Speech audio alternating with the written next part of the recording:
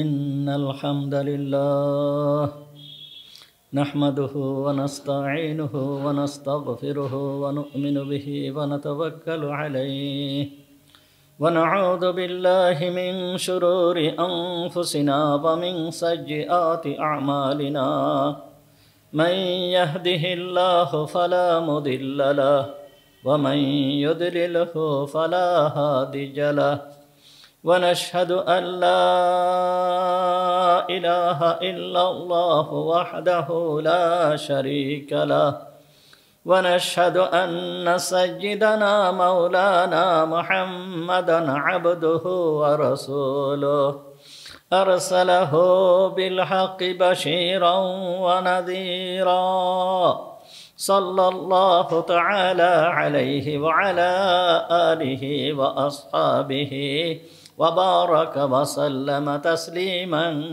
كثيرا كثيرا أما بعد فأعوذ بالله من الشيطان الرجيم بسم الله الرحمن الرحيم يا أيها الذين آمنوا ادخلوا في السلم كافة صدق الله العظيم ونحن على ذلك من الشاهدين والشاكرين اللهم صل على محمد وعلى آل محمد كما صليت على إبراهيم وعلى آل إبراهيم إنك حميد مجيد اللهم بارك على محمد وعلى آل محمد كما باركت على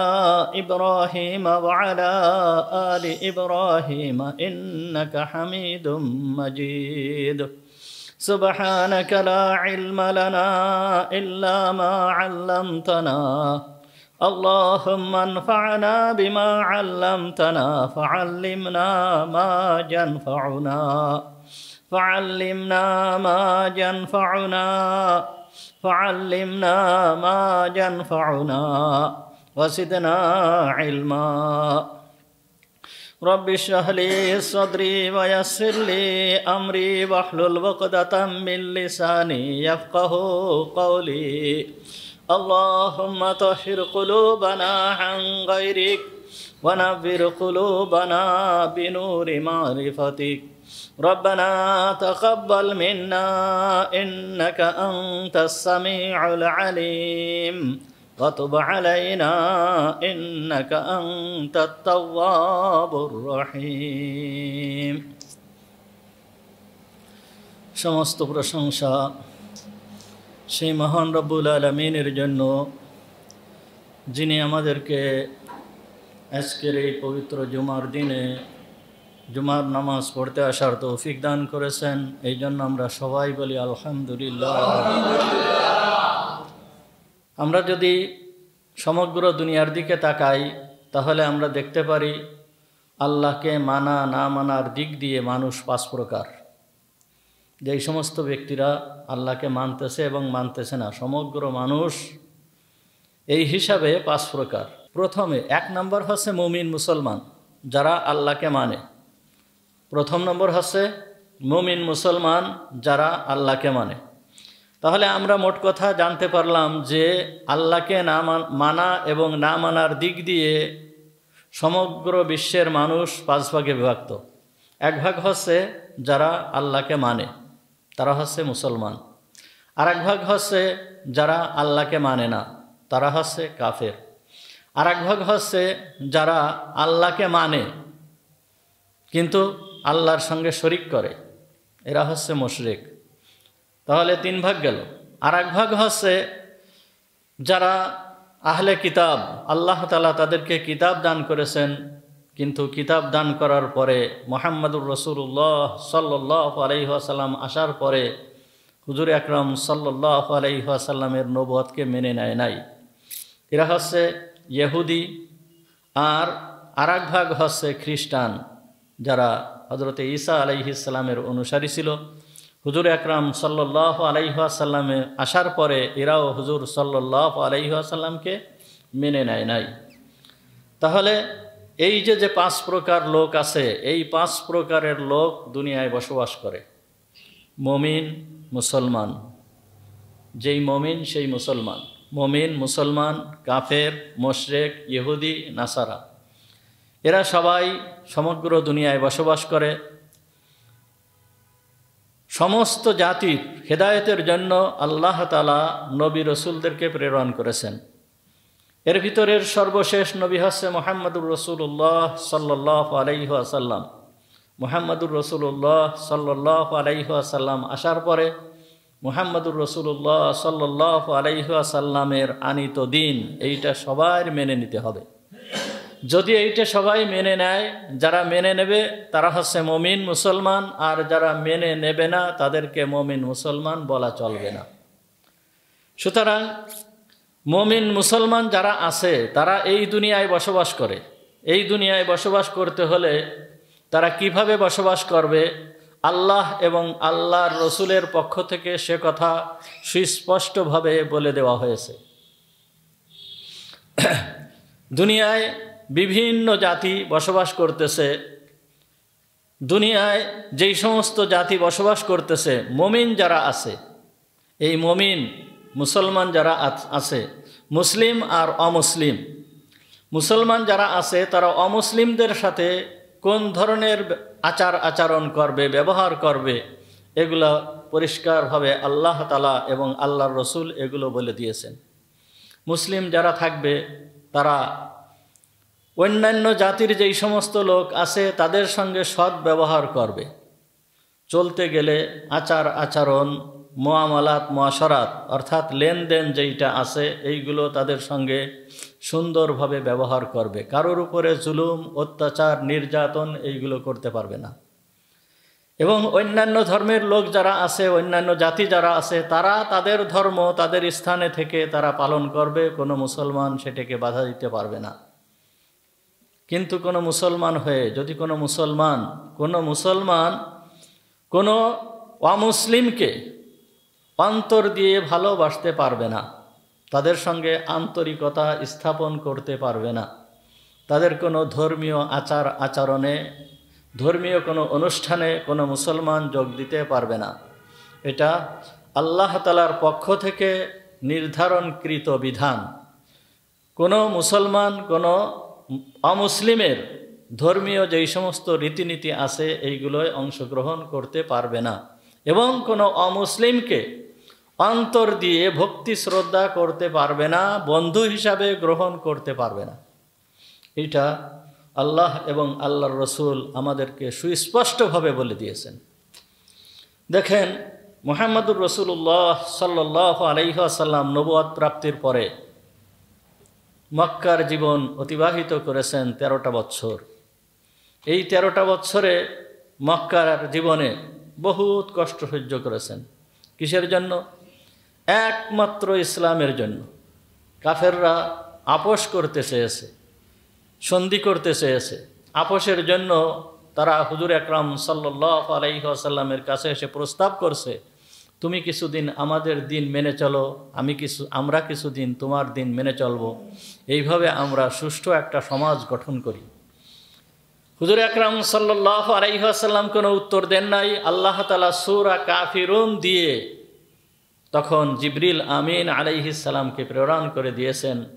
এর ভিতরে পরিষ্কারভাবে বলে দেওয়া হয়েছে যে তোমরা তোমাদের দিন পালন করো, আমরা আমাদের দিন পালন করব। এর ভিতরে বিন্দুমাত্র কোনো আপোষ হবে না। এইভাবে 13টা বছর অসহনীয় নির্যাতন ভোগ করার পরে হুজুর আকরাম সাল্লাল্লাহু আলাইহি ওয়াসাল্লাম মক্কা থেকে হিজরত করে মদিনায় চলে গেলেন। কিসের জন্য?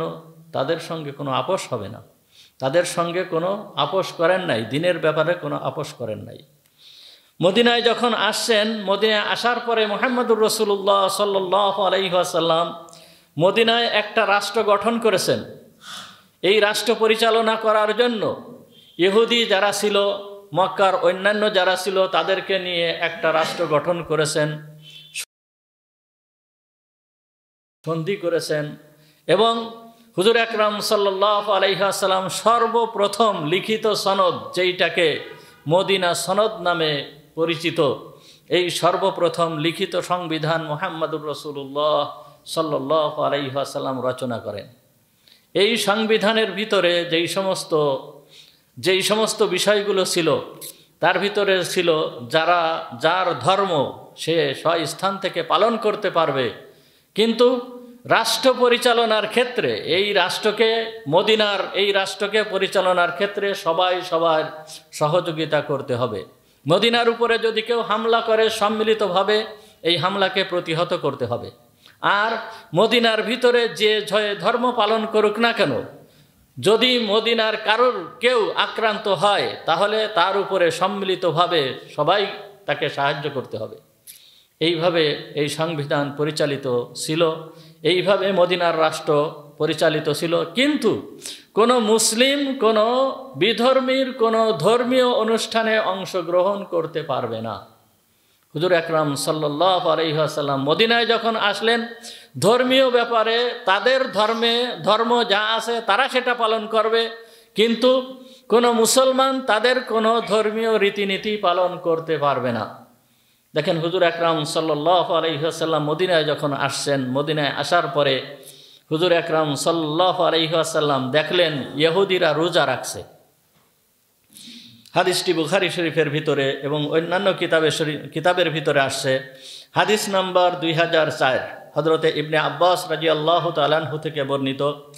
উনি বলেন, মুহাম্মদুর রাসূলুল্লাহ সাল্লাল্লাহু আলাইহি ওয়াসাল্লাম কদিমান নবিয়্যু সাল্লাল্লাহু আলাইহি ওয়াসাল্লাম আল মদিনাতা।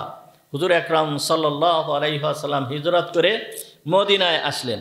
যখন মদিনায় আসছেন, মদিনায় আসার পরে ফারাআল ইয়াহুদা তাসুমু ইয়াউমা আশুরা, তখন হুজুর আকরাম সাল্লাল্লাহু আলাইহি ওয়াসাল্লাম দেখলেন ইহুদিরা আশুরার দিনে রোজা রাখতেছে, তারা আশুরার দিনে রোজা রাখে। ফাকালা মা হাদা, হুজুর আকরাম সাল্লাল্লাহু আলাইহি ওয়াসাল্লাম বললেন, মা হাজা, এটা কি? তোমরা আজকে যে রোজা রাখছো, এই রোজাটা কিসের রোজা? কি জন্য তোমরা এই রোজাটা রাখছো?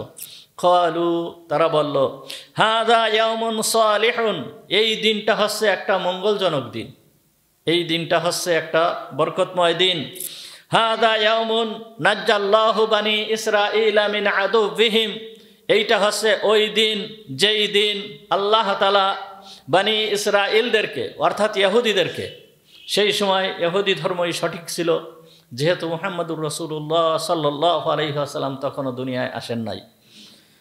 তারা বলতেছেন, হাদা ইয়াউমুন নাজ্জাল্লাহু বানি ইসরাঈলা মিন আদুবিহিম, যে এইটা এই দিন যেই দিন বানি ইসরাঈলদেরকে আল্লাহ তাআলা তাদের ঘোর শত্রু, এই ঘোর শত্রুর হাতের থেকে পরিত্রাণ দিয়েছিল, অর্থাৎ ফিরাউনের হাতের থেকে পরিত্রাণ দিয়েছিল। ফিরাউনকে সদল বলে লোহিত সাগরের ভিতরে ডুবাই মারা হয়েছিল, আর বনি ইসরায়েলরা ওই লোহিত সাগর পার হয়ে মূসা আলাইহিস সালামের সাথে এই পারে চলে আসলেন, তিহ ময়দানে চলে আসলেন। তা তারা বলতেছেন, এই দিনে আল্লাহ তাআলা বনি ইসরায়েলদেরকে তাদের ঘোরতর শত্রুর হাতের থেকে মুক্তি দিয়েছিল। বনি ইসরায়েলরা মূসা আলাইহিস সালামের সাথে ছিল।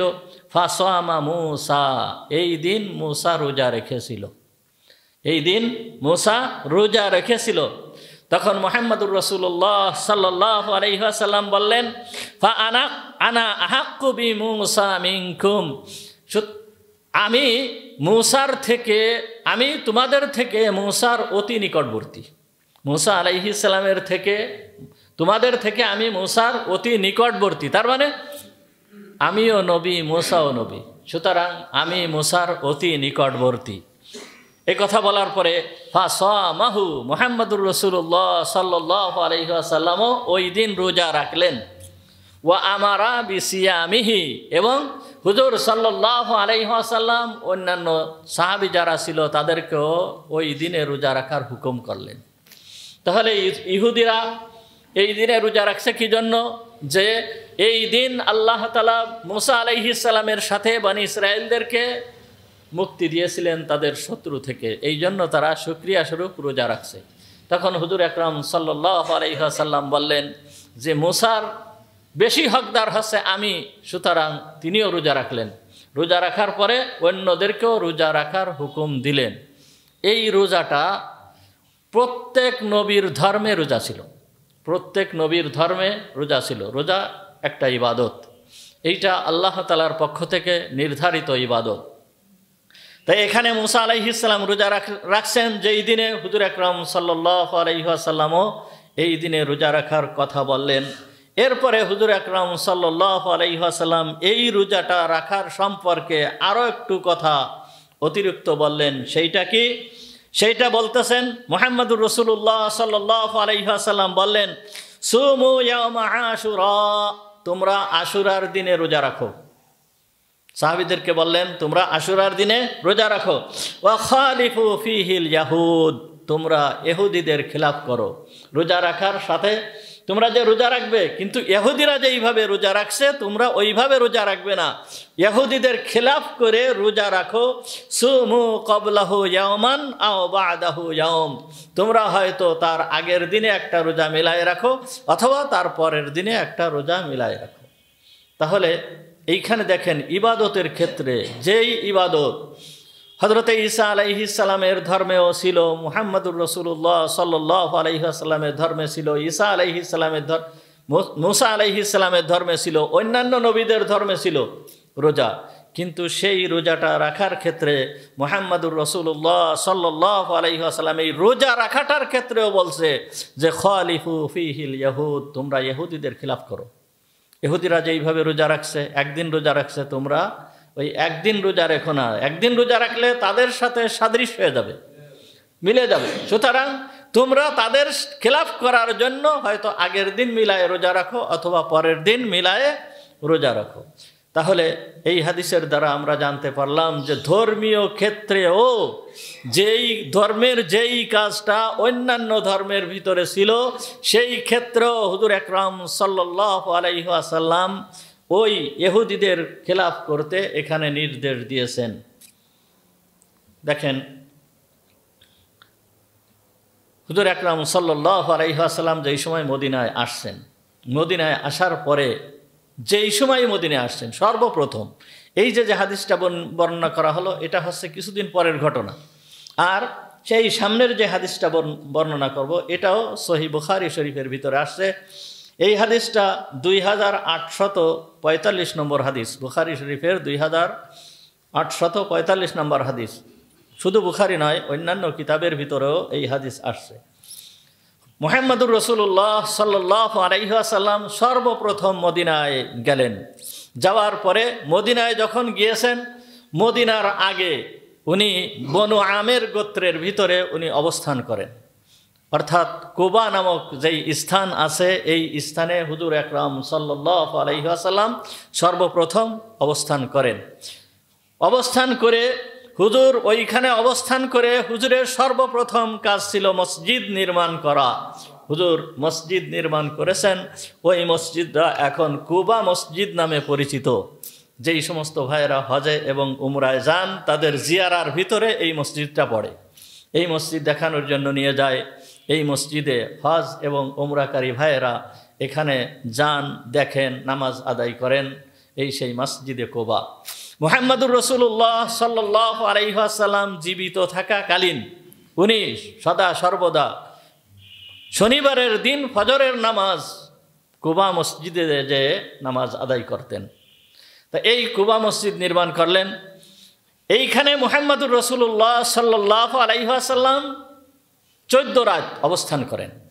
তা 14 রাত যখন অবস্থান করেন, 14 দিন অবস্থান করেন, তখন ওই মদিনার লোকেরা মুহাম্মদুর রাসূলুল্লাহ সাল্লাল্লাহু আলাইহি ওয়াসাল্লামের কাছে আসতে লাগলো। বিভিন্ন গোত্রের থেকে লোকেরা আসতে লাগলো। এর ভিতরে একজন ব্যক্তি ইহুদিদের ভিতরের বড় আলেম ছিল। এ ছিল আব্দুল্লাহ ইবনে সালাম। এই ব্যক্তি ইহুদিদের বড় একজন আলেম ছিল, ইহুদিদের ভিতরে সবথেকে বড় আলেম। এই ব্যক্তি মুহাম্মদুর রাসূলুল্লাহ সাল্লাল্লাহু আলাইহি ওয়াসাল্লামের কাছে আসলেন। আসার পরে আগে এটা শুরু করলাম না,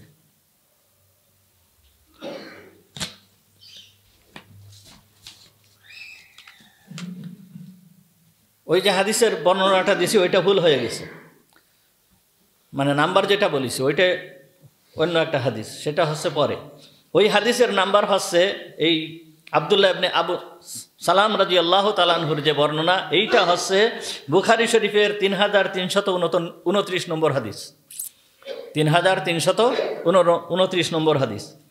আব্দুল্লাহ ইবনে সালাম রাদিয়াল্লাহু তাআলা আনহু, ইনি ইহুদিদের বড় আলেম, হুজুর আকরাম সাল্লাল্লাহু আলাইহি ওয়াসাল্লামের কাছে আসলেন। আসার পরে হুজুর আকরাম সাল্লাল্লাহু আলাইহি ওয়াসাল্লামকে যখন দেখছেন, দেখেই উনি বলে ফেলছেন যে এই ব্যক্তি নবী হবে। তার কারণ এই ব্যক্তির চেহারা যা দেখা যাচ্ছে, মা হুয়া বিওয়াজহিন কাজ্জাব, এই চেহারা কোনো মিথ্যাবাদীর চেহারা না। তখন তিনি আবার হুজুর সাল্লাল্লাহু আলাইহি ওয়াসাল্লামকে আরও একটু পরীক্ষা করার জন্য হুজুরের সামনে এসে বলতেছে যে হুজুর, আমি আপনাকে 3টা প্রশ্ন করব, এমন 3টা প্রশ্ন করব যেই 3টা প্রশ্নের উত্তর কোনো নবী ছাড়া আর কেউ দিতে পারবে না। তা আপনি যদি এই 3টা প্রশ্নের উত্তর দিতে পারেন তাহলে আমি আপনার হাতে হাত দিয়ে ইসলাম গ্রহণ করব। তখন ওই ব্যক্তি আব্দুল্লাহ ইবনে সালাম রাদিয়াল্লাহু তাআলা আনহু, তখন তো রাদিয়াল্লাহু তাআলা আনহু এখনো হয় নাই, আব্দুল্লাহ ইবনে সালাম উনি হুজুর সাল্লাল্লাহু আলাইহি ওয়াসাল্লামকে 3টা প্রশ্ন করলেন। 3টা প্রশ্ন করার পরে তখন ওই ব্যক্তি বলতেছে, আব্দুল্লাহ ইবনে সালাম 3টা প্রশ্ন করছে, 3টা প্রশ্ন করার পরে 3টা প্রশ্নের উত্তর হুজুর সাল্লাল্লাহু আলাইহি ওয়াসাল্লাম দিয়ে দিয়েছেন। দিয়ে দেওয়ার পরে তখন বলতেছে, হুজুর, আমি যে কওমের ভিতরে অবস্থান করি, আমি যে কওমের ভিতরে থাকি, এই কওম হচ্ছে ইহুদি কওম, কওমুন বাহাত। এরা হচ্ছে বড় হটকারী কওম, এরা বড় হটকারী কওম। তিনি নিজেই বলতেছেন, নিজের গোত্রের লোকেদের কথা নিজেই বলতেছেন যে ইন্নাল ইয়াহুদা কওমুন বাহাত, যে এই কওমটা হচ্ছে বড় হটকারী কওম। ইন আলিমু বি ইসলামি ক্বাবলা আন তাসআলাহুম বাহাতুনি, তারা যদি আমার ইসলাম সম্পর্কে জানতে পারে, তারা যদি আমার আমি যে ইসলাম গ্রহণ করেছি এই কথা সম্পর্কে যদি জানতে পারে, তাহলে তারা আমার বদনাম শুরু করে দেবে। সুতরাং তারা আমার ইসলাম সম্পর্কে জানার আগে আপনি তাদের কাছে একটু জিজ্ঞেস করেন যে আমি তাদের কাছে কেমন ধরনের লোক। তখন ইহুদিদের ওই দলটা, ইহুদিরা মুহাম্মদুর রাসূলুল্লাহ সাল্লাল্লাহু আলাইহি ওয়াসাল্লামের কাছে আসলো। আসার পরে মুহাম্মদুর রাসূলুল্লাহ সাল্লাল্লাহু আলাইহি ওয়াসাল্লাম তাদের কাছে জিজ্ঞেস করতেছেন, আইয়ু রাজুলিন ফিকুম আব্দুল্লাহ ইবনে সালাম, আব্দুল্লাহ ইবনে সালাম এই ব্যক্তি তোমাদের ভিতরে কেমন ব্যক্তি, এই লোকটা তোমাদের ভিতরে কেমন লোক। তখন তারা বলতেছেন, আ'লামুনা ওয়া ইবনু আ'লামুনা ওয়া আখিয়ারুনা ওয়া ইবনু আখিয়ারুনা, বলতেছে সে আমাদের ভিতরে সবথেকে বড় আলেম, সবথেকে বড় আলেমের ছেলে, সে আমাদের ভিতরে সবথেকে শ্রেষ্ঠ ব্যক্তি, সবথেকে শ্রেষ্ঠ ব্যক্তির ছেলে। যখন এই কথা বলার পরে মুহাম্মদুর রাসূলুল্লাহ সাল্লাল্লাহু আলাইহি ওয়াসাল্লাম বলতেছেন, ফাকালা রাসূলুল্লাহ সাল্লাল্লাহু আলাইহি ওয়াসাল্লাম, রাসূল সাল্লাল্লাহু আলাইহি ওয়াসাল্লাম তখন বললেন, আফারাআইতুম ইন আসলামা আব্দুল্লাহ ইবনে সালাম, যদি আব্দুল্লাহ ইবনে সালাম ইসলাম গ্রহণ করে তাহলে তোমরা তাকে কি বলবে, তোমরা এইটাকে কেমন ভাবে নিবে। তখন ওই ইহুদিরা বলল,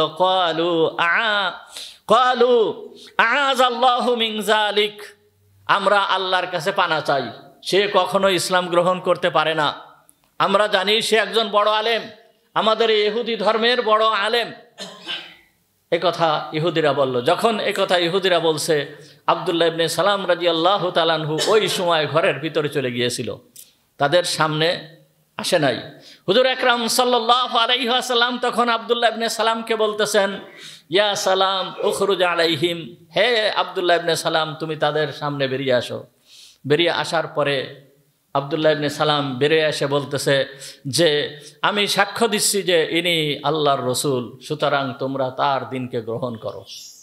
এ কথা যখন বলছে, বলার পরেই ওই ইহুদিরা বলতেছে, তখন ইহুদিরা বলে ফেললো যে এই ব্যক্তি হচ্ছে ক্বালু শাররুনা ওয়া ইবনু শাররুনা, এই ব্যক্তি অর্থাৎ এই আব্দুল্লাহ ইবনে সালাম এ হচ্ছে আমাদের ভিতরে সব থেকে জঘন্যতম লোক এবং সব থেকে জঘন্যতম লোকের ছেলে। ইহুদিরা এই কথা বললই আব্দুল্লাহ ইবনে সালাম সম্পর্কে। তো যে কথা বলতেছিলাম, কথা সেটা না, সেই কথাটা সামনে আসতেছে।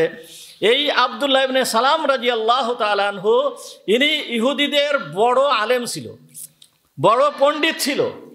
এই ব্যক্তি ইসলাম গ্রহণ করেছে, যেহেতু সে ইহুদি ধর্মের থেকে এই ধর্মে আসছে। এখন ইহুদি ধর্মের কিছু কার্যকলাপ, এই কিছু মানে দুইটা কাজ, ইহুদি ধর্মের যেই দুইটা কাজ ছিল, এই দুইটা কাজ, ইহুদি ধর্মের দুইটা কাজ আব্দুল্লাহ ইবনে সালাম এর কাছে একটু ভালো লাগতো। সেই যে দুইটা কাজ কি? একটা হচ্ছে শনিবারের দিনকে একটু সম্মান করা। ইহুদিদের ধর্মীয় দিন শনিবারের দিন, এই শনিবারের দিনকে সে একটু পছন্দ করত, ভালোবাসত। আর আরেকটা হচ্ছে যে সে উটের গোশত এবং উটের দুধ খেত না, উটের গোশত এবং উটের দুধ খেত না। এ কথা যখন এই রকমভাবে যখন আব্দুল্লাহ ইবনে সালাম রাদিয়াল্লাহু তাআলা আনহু চলতেছে, তখন আল্লাহ মহান রব্বুল আলামিন আয়াত নাযিল করে দিয়েছেন। সূরা বাকারার 208 নম্বর আয়াত আল্লাহ তাআলা নাজিল করে দিয়েছেন। তখন আল্লাহ তাআলা বলতেছেন, ইয়া আইয়ুহাল্লাযীনা আমানু দুখুলু ফিস সিলমি কাফা, হে ওই সমস্ত ব্যক্তিরা যারা ঈমান এনেছো, আমাকে আল্লাহ হিসাবে গ্রহণ করেছো, মুহাম্মদুর রাসূলুল্লাহ সাল্লাল্লাহু আলাইহি ওয়াসাল্লামকে রাসূল হিসাবে গ্রহণ করেছো, তারা পুরাপুরিভাবে ইসলামের ভিতরে প্রবেশ করো। ওয়ালা তাত্তাবিহু খুতুওয়াতিশ শায়াতিন, ওয়ালা তাত্তাবিহু খুতুওয়াতিশ শাইতান, খবরদার শয়তানের পদাঙ্ক অনুসরণ করো না। আল্লাহ তাআলা এই সম্পর্কে এই আয়াত অবতীর্ণ করে দিলেন। বিশিষ্ট সাহাবী আব্দুল্লাহ ইবনে সালাম তিনি শুধুমাত্র শুক্রবারের শনিবারের দিনকে একটু সম্মানের চোখে দেখতেন এবং উটের গোশত খাতেন না। হারাম মনে করেছেন এরকমও না, উনি উটের গোশত খাতেন না। এতটুকুর কারণে আল্লাহ তাআলা আয়াত অবতীর্ণ করে দিলেন, ইয়া আইয়ুহাল্লাযীনা আমানু দুখুলু ফিস সিলমি কাফা, হে মুসলমান যারা ঈমান এনেছো, হে আমার ওই সমস্ত বান্দারা যারা ঈমান এনেছো, তারা ইসলামের ভিতরে পরিপূর্ণভাবে প্রবেশ করো। তুমি ইসলাম পালন করবা, আবার তোমার অন্তরের ভিতরে অন্যের ধর্মের একটা জিনিসের প্রতি মানে মুহাব্বত থাকবে, আকর্ষণ থাকবে, এটা কখনো হতে পারে না। আল্লাহ তাআলা সূরা বাকারার 208 নম্বর আয়াত অবতীর্ণ করে দিয়েছেন। সুতরাং কোনো ব্যক্তি, কোনো মুসলমান অন্য ধর্মের সে কখনোই গ্রহণ করতে পারে না। এই গেল একটা ঘটনা। আর একটা ঘটনা এই মদিনার, যেইটা আগে বলছিলাম যে ওইটাও বুখারী শরীফের হাদিস। বুখারী শরীফের 3329 নম্বর হাদিস। এই হাদিসটা একজন বদরি সাহাবী, যেই সাহাবী বদরের যুদ্ধে অংশগ্রহণ করেছিল, এই বদরি সাহাবী সম্পর্কে এই হাদিসটা বর্ণিত হয়েছে বুখারী শরীফ এবং অন্যান্য হাদিসের কিতাবের ভিতরে এই হাদিস আসছে। এই সাহাবী ছিল, এই সাহাবীর নাম ছিল হাতিব ইবনে আবি বালতাহ রাদিয়াল্লাহু তাআলা আনহু। এই হাতিব ইবনে আবি বালতাহ রাদিয়াল্লাহু তাআলা আনহু ইনি একটা চিঠি পাঠান মক্কার মুশরিকদের উদ্দেশ্যে। মক্কার মুশরিকদের উদ্দেশ্যে করে একটা চিঠি লেখেন, মদিনার থেকে একটা চিঠি লেখেন মক্কার মুশরিকদের উদ্দেশ্য করে। যখন এই চিঠিটা পাঠিয়েছেন, একজন মহিলা আসছিল মদিনায়, মদিনার থেকে ওই মহিলার কাছে উনি মক্কার মুশরিকদের উদ্দেশ্য করে এই চিঠিটা পাঠান। যখন এই চিঠিটা পাঠাইছেন, পাঠানোর সঙ্গে সঙ্গে মুহাম্মদুর রাসূলুল্লাহ সাল্লাল্লাহু আলাইহি ওয়াসাল্লাম, হযরতে আলী রাদিয়াল্লাহু তাআলা আনহু, হযরতে জুবাইর রাদিয়াল্লাহু তাআলা আনহু, হযরতে মিকদাদ রাদিয়াল্লাহু তাআলা আনহু, এই 3 সাহাবীকে নির্দেশ দিলেন যে তোমরা এক্ষুনি দ্রুত গতিতে রওনা হয়ে যাও। রওনা হয়ে কোথায় যাবে? তোমরা চলে যাবে রওজায়ে খাক নামক স্থানে, যেয়ে একজন মহিলাকে পাবে, তার কাছে একটা চিঠি আছে, ওই চিঠিটাকে তোমরা উদ্ধার করে নিয়ে আসবে। বলার সঙ্গে সঙ্গে তারা বিন্দুমাত্র দেরি করে নাই।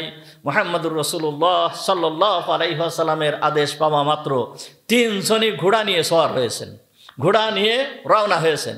তা হুজুর বলেছেন যে রওজায়ে খাক নামক স্থানে এই মহিলাকে পাবে। তো ওরা ঘোড়া নিয়ে রওনা হয়ে ঠিক রওজায়ে খাক নামক স্থানে যখন গিয়েছেন, তখন তারা ওই মহিলার সাক্ষাৎ পান। ওই মহিলাকে পাওয়ার সঙ্গে সঙ্গেই বলতেছে, আখরিজি কিতাবাক, তোমার কাছে এই যে চিঠি আছে, এই চিঠিটা আমাদেরকে বের করে দাও। তখন সে বলতেছে মা আলী মিন কিতাব, আমার কাছে কোনো চিঠিপত্র নেই। তখন তারা বলল যে তোমার কাছে চিঠি আছে, তুমি চিঠি বের করে দাও। সে বারবার বলতেছিল যে আমার কাছে কোনো চিঠি নেই। তখন হযরতে আলী রাদিয়াল্লাহু তাআলা আনহু এমন ধমক দিলেন যে মুহাম্মদুর রাসূলুল্লাহ সাল্লাল্লাহু আলাইহি ওয়াসাল্লাম বলেছেন তোমার কাছে চিঠি আছে, সুতরাং এ কথা মিথ্যা হতে পারে না। তোমার কাছে যে চিঠি আছে এই চিঠি তুমি অবশ্যই বের করে দেবে, আর যদি বের না করে দাও যেইভাবে সম্ভব আমরা সেইভাবে তোমার কাছ থেকে এই চিঠি বের করে নেব। আলী রাদিয়াল্লাহু তাআলা আনহুর এক ধমক খেয়ে ওই মহিলা তখন তার চুলের ভিতরের থেকে ওই চিঠিটা বের করে দিল। যখন চিঠিটা বের করে দিয়েছে, বের করে দেওয়ার পরে ওই চিঠি নিয়ে মুহাম্মদুর রাসূলুল্লাহ সাল্লাল্লাহু আলাইহি ওয়াসাল্লামের দরবারে তারা তখন মুহাম্মদুর রাসূলুল্লাহ সাল্লাল্লাহু আলাইহি ওয়াসাল্লামের কাছে চলে আসছে। চলে আসার পরে হুজুর আকরাম সাল্লাল্লাহু আলাইহি ওয়াসাল্লাম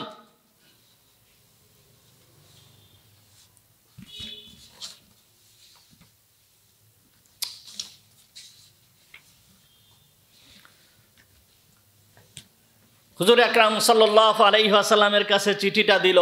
চিঠিটা দেওয়ার পরে ওই চিঠির ভিতরে লেখা ছিল যে মিন হাতিব ইবনে বালতাহ ইলা নাসিম মিনাল মুশরিকিনা মিন আহলি মক্কা, অর্থাৎ এই চিঠিটা হচ্ছে হাতিব ইবনে বালতার পক্ষ থেকে মক্কার কিছু মুশরিকদের নিকটে প্রেরিত চিঠি।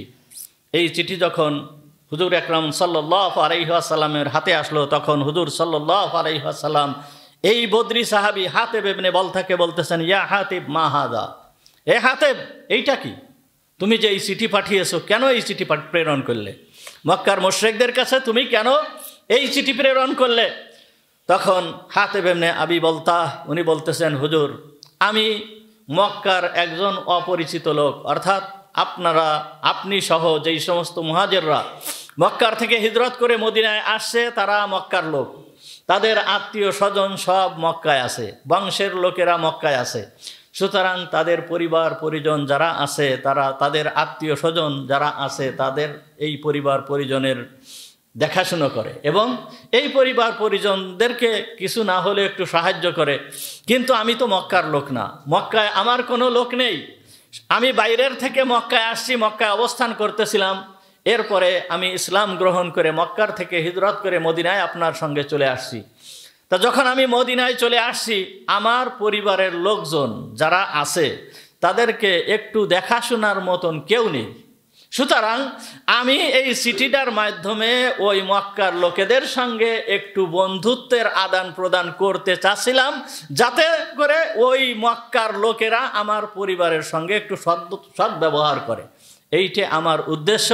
আমি কোনো কাফেরও না, আমি ইসলাম ধর্ম ত্যাগও করি নাই, আমি কোনো মুনাফেকও না, শুধুমাত্র এই কারণে আমি এই চিঠিটা প্রেরণ করেছি।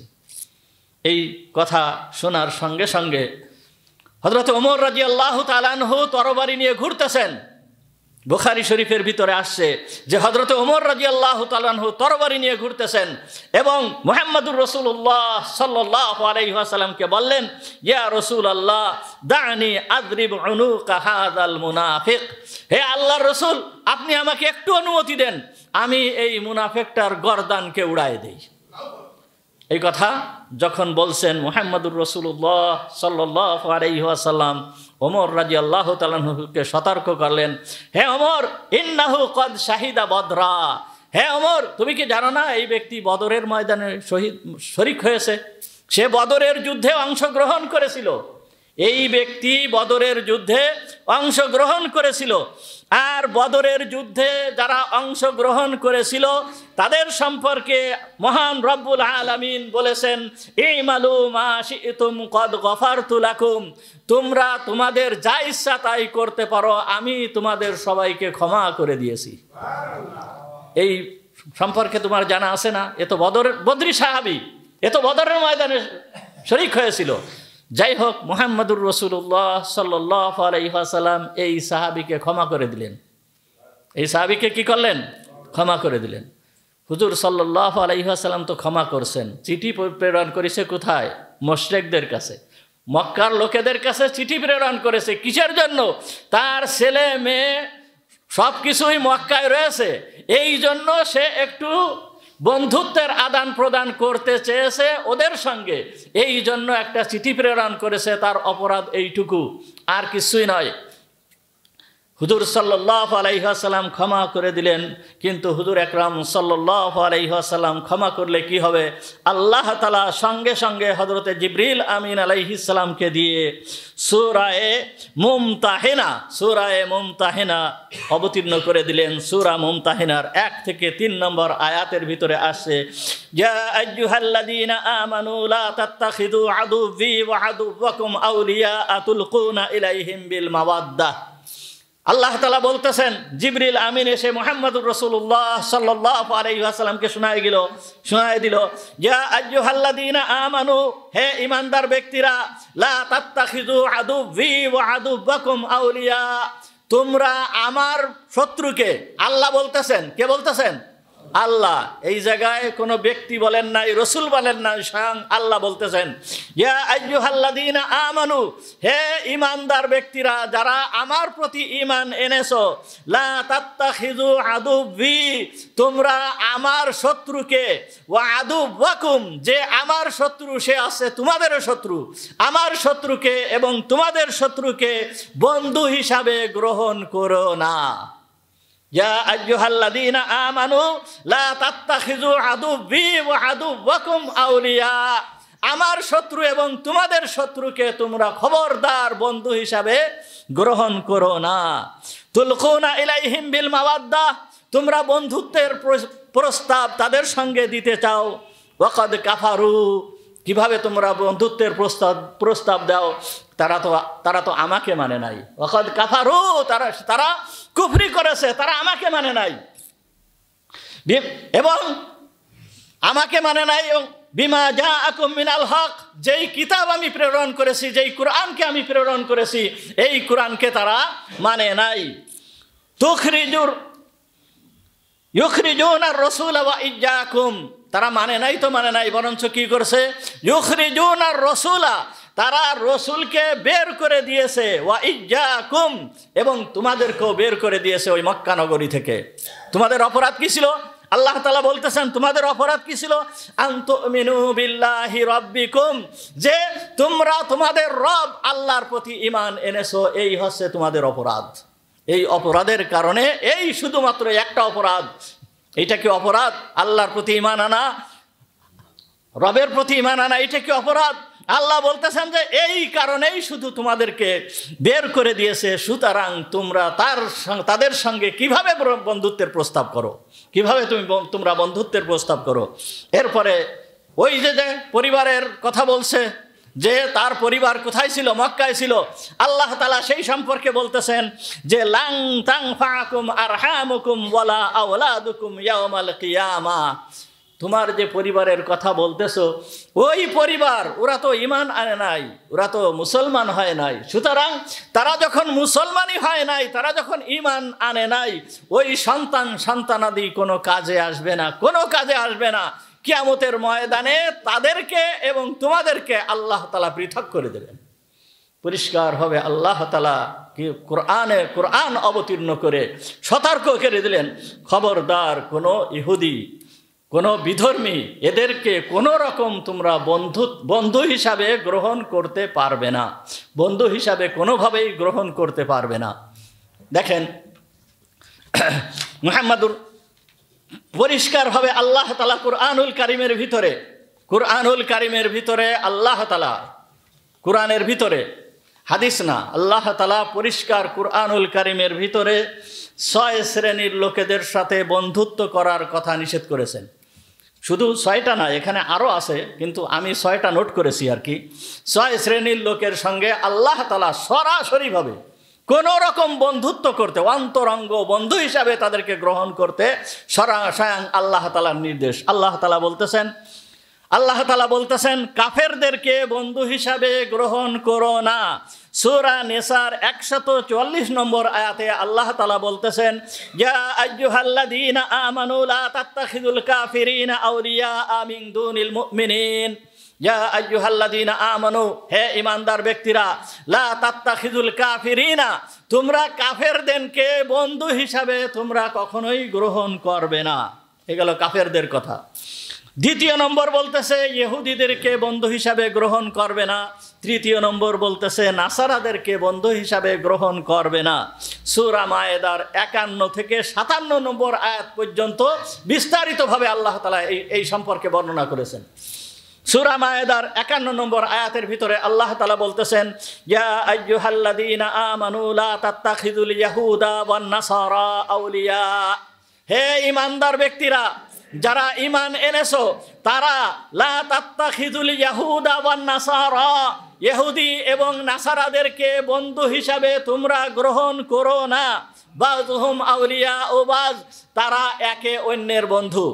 ওয়া মান ইয়াতাওয়াল্লা মিনকুম, যেই ব্যক্তি আমার এই নিষেধ থাকা সত্ত্বেও, আল্লাহর নির্দেশ, আল্লাহ নিষেধ করেছেন বন্ধু হিসাবে গ্রহণ করতে, তারপরেও যদি কেউ তাদেরকে বন্ধু হিসাবে গ্রহণ করে, আল্লাহ তাআলা বলতেছেন ওয়া মান ইয়াতাওয়াল্লাহুম মিনকুম, তোমাদের ভিতরের থেকে যারা তাদেরকে বন্ধু হিসাবে গ্রহণ করবে, ফাইন্নাহু মিনহুম, সে তাদের অন্তর্ভুক্ত হবে, সে ওই কাফের মুশরিকদের অন্তর্ভুক্ত হবে। এইটা কার কথা? আল্লাহর কথা। আল্লাহর কথা আল্লাহ বলতেছেন। আল্লাহ আপনাকে আমাকে কত মায়া করে, কত দয়া করে মুসলমান হিসাবে দুনিয়ায় প্রেরণ করেছেন। এর থেকে বড় নিয়ামত আর হতে পারে না, আর হতে পারে না, আর হতে পারে না।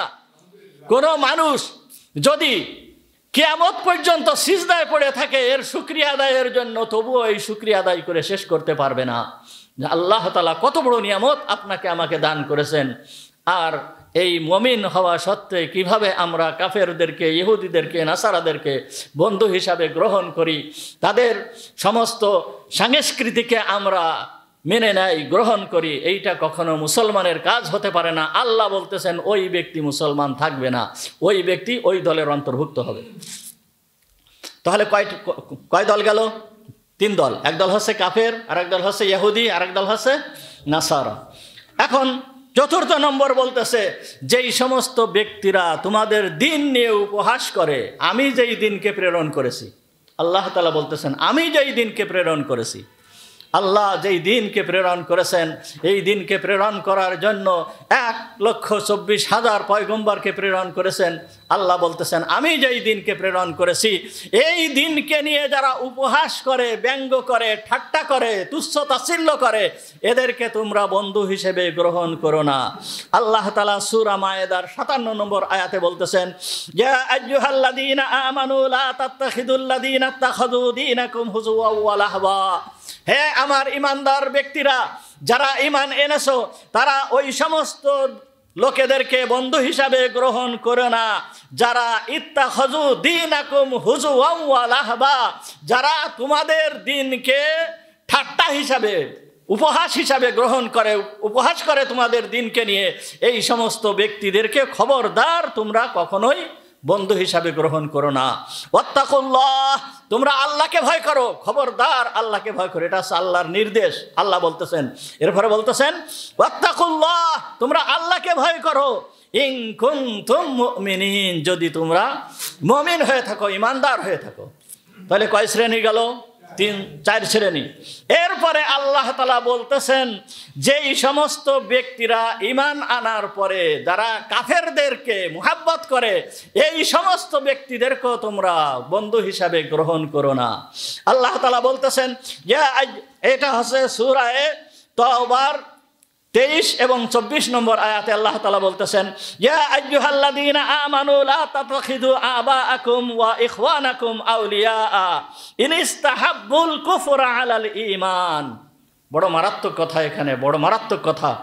আল্লাহ তাআলা বলতেছেন, ইয়া আইয়ুহাল্লাযীনা আমানু, হে ঈমানদার ব্যক্তিরা, তোমরা লা তাত্তাখিযু, তোমাদের পিতাদেরকে, তোমাদের সন্তানদেরকে, এদেরকেও তোমরা, তারা যদি কোনো কাফের মুশরিকদেরকে ভালোবাসে, এদেরকেও তোমরা অন্তর দিয়ে ভালোবাসবা না, এদেরকেও তোমরা অন্তর দিয়ে ভালোবাসবা না। হ্যাঁ, তাদের সঙ্গে চলাফেরা করতে, তাদের সঙ্গে সৎ ব্যবহার করবে, কিন্তু অন্তর দিয়ে তাদেরকে ভালোবাসা যাবে না। এইটা আল্লাহ তাআলার কথা, আল্লাহ তাআলার কথা। হ্যাঁ, তারপরেও যদি তারা দ্বীনের জন্য কোনো ক্ষতি করে, আল্লাহ এবং আল্লাহর রসুলের বিরোধিতা করে, তাহলে তাদেরও বিরোধিতা করার কথা পরের আয়াতে আসছে।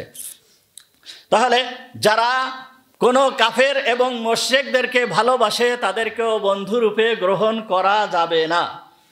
আল্লাহ তাআলা আরো বলতেছেন ৬ নাম্বার, ওই সমস্ত ব্যক্তিরা যারা আল্লাহ এবং আল্লাহর রসুলের বিরোধিতা করে এদেরকেও বন্ধু হিসাবে গ্রহণ করা যাবে না। পরিষ্কার শব্দ বন্ধু হিসাবে গ্রহণ করার। এই যে ৬টা কথা বলা হয়েছে, ৬ শ্রেণীর লোক, পরিষ্কারভাবে আল্লাহ বলতেছেন এদেরকে বন্ধু হিসাবে গ্রহণ করবে না। আল্লাহ বলতেছেন এই আয়াতের ভিতরে, লা তাজিদু কওমান ইউমিনুনা বিল্লাহি ওয়াল ইয়াউমিল আখির, যে তুমি পাবে না কোনো মুমিন ব্যক্তি যে আল্লাহকে বিশ্বাস করেছে এবং কিয়ামতের দিবসকে বিশ্বাস করেছে, এই রকম কোনো মুমিন ব্যক্তিকে তুমি পাবে না। যেই ব্যক্তি ইউআদুনা, সে ভালোবাসে, মান হাদ্দাল্লাহ ওয়া রাসূলা, আল্লাহ এবং আল্লাহর রসুলের বিরোধিতা যে করে, এই রকম ব্যক্তিকে ভালোবাসবে কোনো মুমিন হতে পারে না, কোনো মুমিন হতে পারে না। ওয়ালাউ কানু আবাআহুম, এই সমস্ত ব্যক্তিরা যদি তাদের পিতাও হয়, ও আবনাআহুম, তাদের সন্তানও যদি হয়, আও ইখওয়ানাহুম, তাদের ভাইও যদি হয়, আও আশিরাতাহুম, এবং তাদের জ্ঞাতি জাতির লোকও যদি হয়, জাতির গোষ্ঠীর লোকও যদি হয়, নিকটতম আত্মীয় যদি হয়, তাহলেও তাদেরকে বন্ধু হিসাবে গ্রহণ করা যাবে না। কার কথা? আল্লাহর কথা। এগুলো সব আল্লাহর কথা, সব আল্লাহর কথা, সব কিছুই আল্লাহ বলেছেন।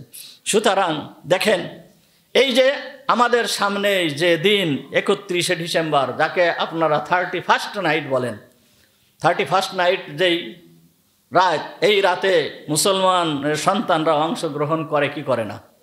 স্কুল কলেজের যেই সমস্ত মুসলমান যারা আছে তারা এতে অংশগ্রহণ করে কি করে না? এই যেই দিনটা, এই জানুয়ারি মাসের 1ম তারিখ, এইটা হচ্ছে ঈসা আলাইহিস সালামের জন্মর আগে 46 বছর আগে থেকেই এই যে রোমান যারা ছিল তারা বিভিন্ন দেবদেবীর পূজা করত। এই দেবদেবীর ভিতরের একজন দেবীর নাম ছিল হচ্ছে জানুস, যে 2 মুখওয়ালা একজন দেবতা ছিল তাদের, জানুস। এই জানুস এই দেবতাকে তারা মঙ্গলের দেবতা হিসাবে তারা আখ্যায়িত করত, অর্থাৎ ভালো মন্দ এর উপরে নির্ভর করে। সামনে বছর আমার ভালো হবে, আমি যে কিভাবে চলবো এই ক্ষমতা তার আছে। এই জন্য এই প্রথম দিনটাকে, জানুয়ারি মাসের প্রথম দিনটাকে তাদের ধর্মীয় রীতি হিসাবে তারা ব্যবহার করত। সুতরাং এইটা তাদের ধর্মীয় সংস্কৃতি, এইটা তাদের ধর্মীয় দিন, ওইখান থেকে চলে আসতেছে। এর পরবর্তীতে এসে ইরান যেই সমস্ত মূর্তি পূজারীরা ছিল তারা এই দিনটাকে নাইরোজ নামে এই দিনটাকে পালন করত। এরপরে খ্রিস্টান বিশ্ব এসে এই দিনটাকে ওইভাবে পালন করা শুরু করছে। আমাদের বাংলাদেশে এই দিনটা এত ব্যাপকভাবে পালন করা শুরু হয়েছে 2000 সালের থেকে। 2000 সালের থেকে এই দিনটা পালন করা ব্যাপকভাবে পালন শুরু হয়েছে। এর আগে এত পালন হতো না, কিন্তু 2000 সালের থেকে পালন হওয়া শুরু হয়েছে। 2000 সালের থেকে পালন হওয়া কিভাবে শুরু হয়েছে? এই যে 31st নাইট, 31st কি অর্থ বলতে পারবেন কেউ? যে 31st-এর অর্থ কি? 31 যদি হয় তাহলে শুধুমাত্র এই সময়ে, এই রাতটার ক্ষেত্রে 31st ব্যবহার করা হয়, অন্য সময়ে ব্যবহার করা হয় না কেন? অন্য কোনো ক্ষেত্রে তো ব্যবহার করা হয় না। বছর শেষ হোক, কিন্তু 31st অন্য 31-এর ক্ষেত্রে তো ব্যবহার করা হয় না। যাই হোক, আমার জানা মতে, আমি যতটুকু জানি, ওই 2000 সাল 20 শেষ, কত 20 শেষ, এর পরের যায় আসতেছে 20-এর পরে কত 30 অর্থাৎ 30-র শুরু, যে রাত 30-র শুরু, ওই 20-র 12টা পর্যন্ত হচ্ছে ওইটা শেষ, মানে 20 শেষ। এরপরে 12টা 1 মিনিটে 30 শুরু, ওই 2000 সালের 12টা 1 মিনিট, এইটা হচ্ছে 30-র শুরু, 12টা 1 মিনিট। এই জন্য ওই রাতটাকে বলা হয়েছে 31st নাইট। ওই সেই 2000 সালের ওই যে রাতটা ছিল, ওইটা ছিল 31st, অর্থাৎ 30-র শুরু। ওইখানে এই জন্যই ওই রাতটাকে ওই সময়ে একেবারে এইভাবে পালন করা হয়েছে। যেহেতু পালন করা হয়েছে, মুসলমানরা এইগুলো যদি পালন করে তাহলে অবশ্যই এইটা তাদের ধর্মীয় সংস্কৃতি, ধর্মীয় রীতিনীতি। এতে যদি কোনো মুসলমান অংশগ্রহণ করে, এই ব্যক্তি মুসলমান থাকবে না। কোরআনের আয়াতের দ্বারা আমরা বুঝতে পারলাম। আরও হাদিস দ্বারাও মোটামুটি আরও অনেক হাদিস আমি নোট করেছিলাম, কিন্তু আজ সময় নেই, আলোচনা করতে পারবো না। সুতরাং বড় বিনয়ের সাথে আমি অনুরোধ করতে চাই, বলতে চাই যে যারা মুসলমান আছেন, আল্লাহ তাআলা আপনাকে আমাকে বড় মায়া করে দয়া করে সৃষ্টি করেছেন, মুসলমান হিসাবে সৃষ্টি করেছেন। সুতরাং আপনি আমি কেন তাদের ওই সংস্কৃতিতে অংশগ্রহণ করব? কি জন্য অংশগ্রহণ করব? আজকের একজন বিধর্মীকে এই জুমার নামাজে দেখেন আনতে পারেন কিনা? একজন বিধর্মীকে ঈদের দিন নামাজের আপনার ধর্মীয় কাজ নামাজে আনতে পারেন কিনা? কুরবানির দিন, কুরবানির সময় আপনার অনুষ্ঠানে আনতে পারেন কিনা? একজন বিধর্মী যদি আপনার অনুষ্ঠানে না আসে, আপনি কেন? আল্লাহ আপনাকে এত সম্মানীয় করে সৃষ্টি করেছেন, এত সুন্দর করে সৃষ্টি করেছেন, এত মর্যাদা দিয়ে সৃষ্টি করেছেন, তারপরও আপনি আমি কেন তাদের ওই সে অংশগ্রহণ করব? আল্লাহ তাআলা বুঝাচ্ছেন, আল্লাহ তাআলা বারবার বুঝাইছেন। বদরি সাহাবীকেও ক্ষমা করে দিয়েছেন, আব্দুল্লাহ ইবনে সালাম রাদিয়াল্লাহু তাআলা আনহু এই সাহাবীকেও ক্ষমা করে দিয়েছেন। কিসের জন্য? যে খবরদার, সতর্ক করছেন, খবরদার তোমরা এর ভিতরে যেও না, তোমরা এর ভিতরে যাও না। যদি তোমরা এর ভিতরে যাও তাহলে ফাহুয়া মিনহুম, ওই ব্যক্তি ওই দলের অন্তর্ভুক্ত হবে। এটা আল্লাহ তাআলার ফয়সালা। সুতরাং এর থেকে আমরা দূরে থাকি। ওয়া আখিরু দাওয়ানা আলহামদুলিল্লাহি রাব্বিল আলামিন। আমরা